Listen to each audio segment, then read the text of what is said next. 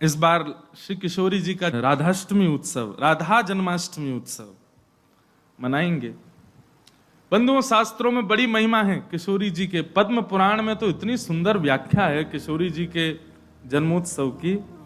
1000 Ekadashi multiply into 100 कर दो, जितना आएगा इतना फल मिलता है एक राधाष्टमी का व्रत करने से। अब कई लोगों के मन में भाव रहता है कि मेरे मन में भी ऐसा ही भाव रहता है कि भैया उत्सव है ठाकुर जी को, जन्माष्टमी को उत्सव है, राधाष्टमी को, तो फिर काय को हम लोग भूखे प्यासे रहें, बढ़िया माल छाने। तो भाव तो रहता है, पर शास्त्रों में बड़ी महिमा है। व्रत करने का नियम मूलतः इस भाव से होता है कि भाई जब हम अन्न का सेवन नहीं करते हैं तो अन्न सेवन ना करने से आलस्य जाता है। अन्न सेवन ना करने से मस्तिष्क में, मन में नकारात्मक ऊर्जाएं नष्ट हो जाती हैं। फलाहार रहते हैं तो निश्चित ही है ऊर्जावंत होते हैं, तो ऊर्जावंत होंगे तो और बढ़िया उत्सव मनाएंगे। लेकिन बिल्कुल ही आहार ग्रहण नहीं करोगे तब तो फिर मतलब व्रत इसलिए करना है कि उत्सव में आपसे आपकी ऊर्जा पूरी लगे, आलस्य ना आवे, नकारात्मक भाव ना आवे, मन में कोई दुर्भाव ना आवे, इसलिए अन्न का त्याग किया जाता। बाकी तो उत्सव में तो खूब पाओ धुआंधार, लेकिन व्रत करने से आपके उत्सव में बेहोशी आ रही है महाराज और बिना भोजन किए कुछ तो फिर उत्सव को भंग करने वाली बात हो जाएगी। उत्सव को भंग नहीं, उत्सव को सुंदर बनाने के लिए व्रत करना है। तो राधाष्टमी उत्सव पर इस बार व्रत निश्चित करो, हर बार ही करो। वैसे तो शास्त्रों में दशावतारों में 4 अवतारों के व्रत करने की आज्ञा दी है, रामनवमी और नृसिंह चतुर्दशी, कृष्ण जन्माष्टमी और वामन द्वादशी। लेकिन जब हम रामकृष्ण उपासक हैं तो हमारे भाव में रामकृष्ण दो एक हैं, ये दोनों भी एक हैं और फिर इनकी आह्लादनी शक्तियां भी एक हैं। राधा कृष्ण स्वरूपाम्बई कृष्ण राधा स्वरूपिणौ कलात्मानम निकुंजस्थम गुरु रूपम सदा भजे। तो जब किशोरी जी ब्रजमंडल में ठीक ठाकुर जी का ही स्वरूप हैं तो फिर उनके लिए भी ये व्रत की क्रिया करनी है। पद्म पुराण में ब्रह्मा जी ने इसका बहुत सुंदर वर्णन किया है कि भैया व्रत निश्चित करना चाहिए, इतना फल मिलता है, इतना फल मिलता है। लेकिन जब भी कोई फल बताता है ना कि महाराज जी ये करने से ये फल मिलता है, ये करने से ये फल, मन में एक ही बात आती है, अगर ये करने से ये फल मिलता है, अगर हम इसके बदले फल की कामना ना करके ठाकुर जी की कामना करें तो हमको व्रत इसलिए करना है हमको श्री जी मिले, हमको व्रत इसलिए करना हमको ठाकुर जी मिले। अक्षय तृतीया के दिन लोग दुनिया भर का दान करते हैं, चावलों का दान कर रहे हैं, अन्न का दान कर रहे हैं, स्वर्ण दान कर रहे हैं, चांदी दान कर रहे हैं, जे दान कर रहे हैं, वो दान कर रहे हैं। हमारे मन में भाव आता है कि भैया वादना नाम को दान करो, जो राह में मिल जाए वही से कहो जय श्री कृष्ण, जो राह में मिल जाए वही से कहो राधे राधे, नाम दान करते चलो। बोले क्यों? बोले अक्षय तृतीया को कछु दान करो तो अक्षय जाए, तो हम नाम दान करें, हम ठाकुर जी को भजन दान करें, अरे भक्ति दान करें, अपनी भक्ति अक्षय हो जाए, नाम अक्षय हो जाए, प्रेम अक्षय हो जाए, ऐसी अक्षय तृतीया मनाओ। तो कभी भी आपको किसी व्रत या किसी नियम के पीछे फल बताया जा रहा हो, सुन लिया करो, अच्छा इससे ये फल मिलता है, उस फल को गौड़ करके उस फल के स्थान पर किशोरी जी को विराजमान कर दो। हे किशोरी जी, हम राधाष्टमी को व्रत या मारे करेंगे कि हमको आपकी प्रेम लक्षणा भक्ति प्राप्त हो, आपको प्रेम प्राप्त हो, इसलिए हमको व्रत करना है। तो राधाष्टमी उत्सव इस बार भागवत कृपा निकुंज में गिरधर लाल जी का मनाया जाएगा।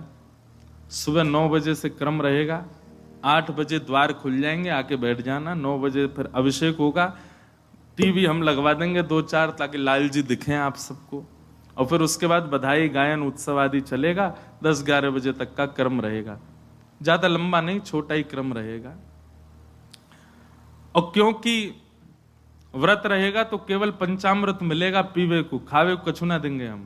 प्रसाद भी रहेगा, सब लोगों को थोड़ा थोड़ा प्रसाद बाहर ही मिल जाएगा। फिर उसके बाद राधा वल्लभ जी जाइयो, वहां पे ऊधम मचाइयो, बिहारी जी जाइयो। और सुनिए, राधाष्टमी को हमारे ब्रजमंडल के रसिक शिरोमणि स्वामी श्री हरदास जी का जन्मोत्सव है। फिर तटीय स्थान जाना, तटीय स्थान जाकर के स्वामी जी महाराज को प्रणाम करके आना। वहां पर खूब निधिवन रात जाना, निधिवन में जाके स्वामी जी को प्रणाम करके आना। राधाष्टमी का उत्सव तो जन्माष्टमी से भी बड़ा होता हमारे ब्रजमंडल में।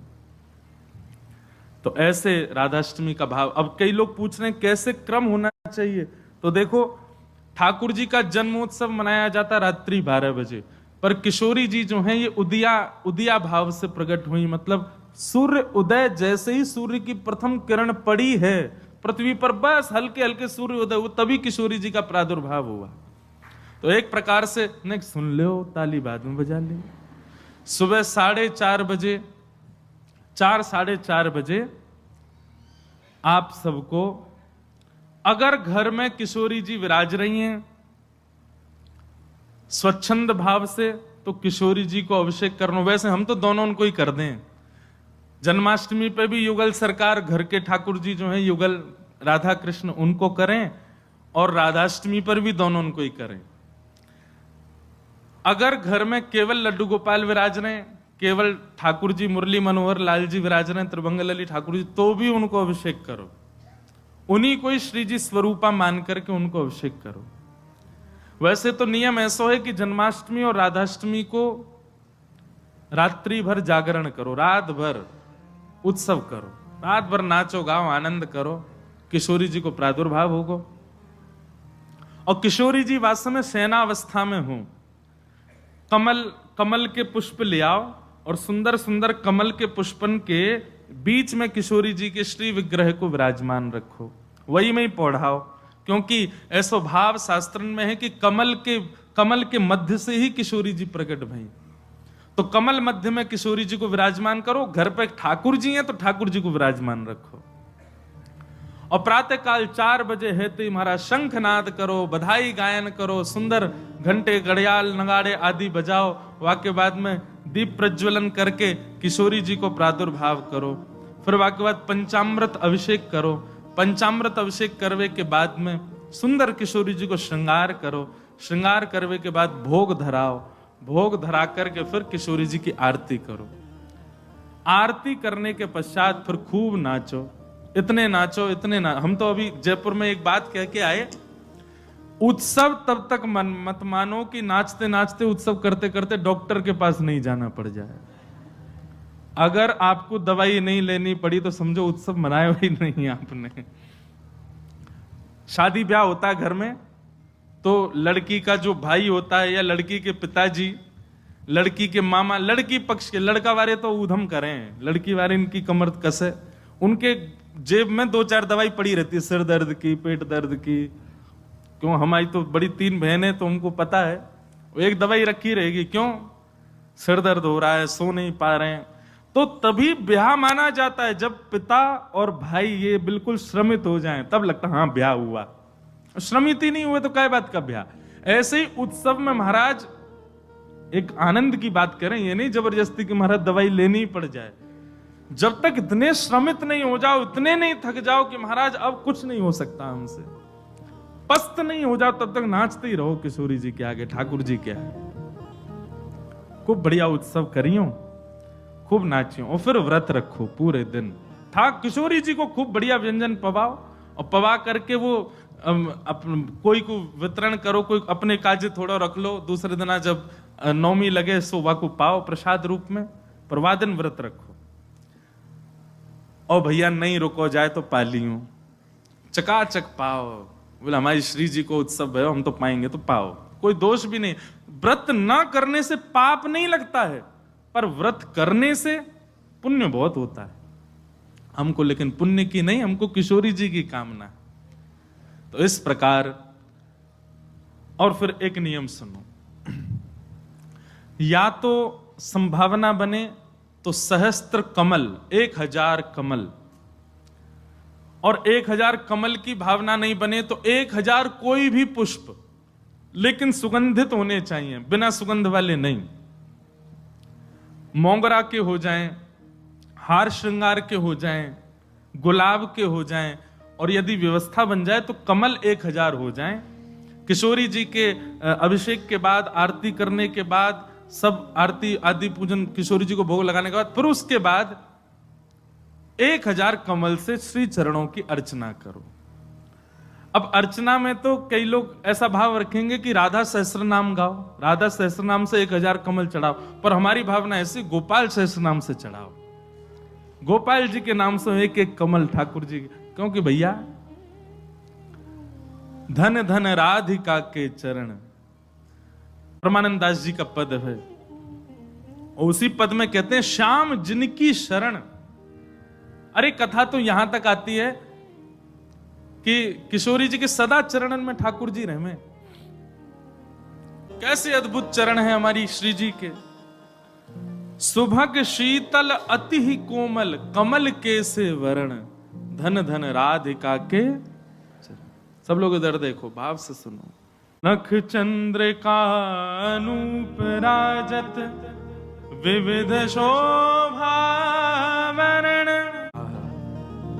नख पर एक अद्भुत चंद्र का विराजमान है, विविध शोभा वरण, वो विविध विविध शोभाओं को धारण करी हुई है।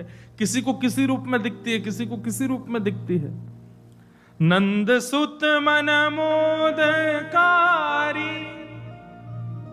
ठाकुर जी को किशोरी जी के मुखमंडल के श्रृंगार में सुख मिलता है, पर ठाकुर जी को उससे भी अति सुख मिलता है किशोरी जी के चरण देखने में। मतलब हमारे गिरधर लाल जी सदा ऐसे ही रहते हैं, नीचे ही नजर रहती है उनकी। क्यों? बोले जब गिरिराज धारण किए तो सामने किशोरी जी खड़ी है, तो किशोरी जी के मुख को नहीं, किशोरी जी के श्री चरणन को देख रहे हैं ठाकुर जी, और नित्य दृष्टि वहीं रखते हैं। वैसे तो लाला के नैन रुके ना है, चप्पलता यूं ही घूमते रहेंगे इधर उधर, लेकिन जैसे किशोरी जी आ जाए ठाकुर जी ऐसे ही खड़े रहते हैं, नीचे नजर करके, नजर सीधे चरणों में ही रहती है किशोरी जी के। मुख को देखने में भी संकोच करते हैं लाल जी, चरण ही इतने सुंदर हैं किशोरी जी के कि वहीं रहते हैं। नंद सुत मन मोदकारी, मन को सुख नहीं मोद यानी कि अत्यंत सुख मिलता है ठाकुर जी को जब किशोरी जी के चरणार बिंदों को देखते हैं। दास परमानंद छिन छिन श्याम जिनके शरण, धन धन राधिका के चरण, धन धन राधिका के चरण। तो किशोरी जी का अभिषेक करने के बाद, भोग लगाने के बाद, आरती करने के बाद सहस्त्र कमलों से गोपाल सहस्त्र नाम पाठ करके किशोरी जी को चढ़ाओ। और वैसे तो देखो भाव बहुत सारे हैं, पर मेरा भाव तो यह है कि ठाकुर जी के नाम से किशोरी जी के श्री चरणन में पुष्प अर्पित करो। पर यदि राधा सहस्त्र नाम से भी करोगे तो कोई दोष नहीं, बल्कि किशोरी जी तो सब सखियों से कहती रहती हैं, बोले कि हमारे बीच में रहो तो राधा राधा नाम उच्चारण करते रहा करो। तो ललिता जी ने एक बार पूछी, बोले हे श्यामाजू, आपके निकुंज में बैठ करके राधा राधा क्यों बोले? आपको इतनो प्रिय अपनो ही नाम? बोले मोह को प्रिय ना है। तो बोले मेरे चित्त में श्याम सुंदर बैठे, उनको प्रिय है। तो राधा राधा आप उच्चारण करेंगे तब मेरे चित्त में विराजमान ठाकुर जी सुनेंगे तो उनको सुख मिलेगा, उनके सुख के लिए मेरो नाम गाओ। तो यदि राधा सहस्त्र नाम से भी अर्चना